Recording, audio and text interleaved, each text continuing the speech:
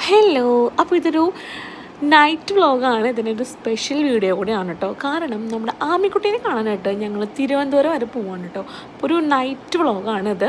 അപ്പോൾ പോകുന്ന വഴിക്ക് ഫുഡ് കഴിക്കാനായിട്ട് കയറിയത് ആദാമിൻ്റെ ചായക്കടയിലാണ്. അപ്പോൾ ഞാനും ഗോകുലും വിചാരിച്ചിട്ടുണ്ടായിരുന്നത് ഇത് ആസിഫ് അലിയുടെ റെസ്റ്റോറൻ്റാണ് എന്നാണ് വിചാരിച്ചിട്ടുണ്ടായിരുന്നത്. പക്ഷേ അല്ല. അപ്പോൾ ബ്രാൻഡ് അംബാസഡറാണ് ആസിഫ് അലി. അങ്ങനെ അവിടുത്തെ ആംബിയൻസ് എന്ന് പറഞ്ഞു കഴിഞ്ഞാൽ കിടുക്കാച്ചിയാണ്.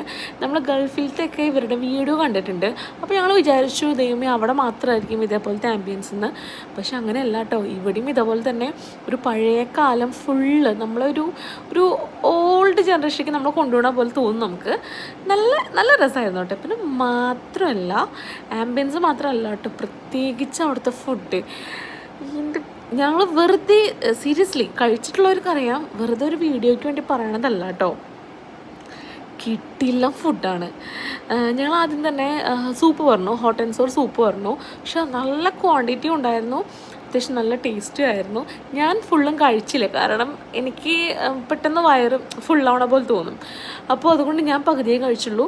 ശരിക്കും നല്ല പുളിയും എരിവും എന്താ പറയുക, ഒരു നന്നായിട്ടുണ്ട് കേട്ടോ. അങ്ങനെ ഞങ്ങൾ ഈ കോഴി, ഇതിൻ്റെ എന്തോ ഒരു പേരൊന്നും ഓർമ്മയില്ല, ആ കോഴീനെ ഇങ്ങനെ നിർത്തി പൊരിച്ച, പ്രത്യേകിച്ച് അതിൻ്റെ മസാല നൈസ് മസാലയായിരുന്നു.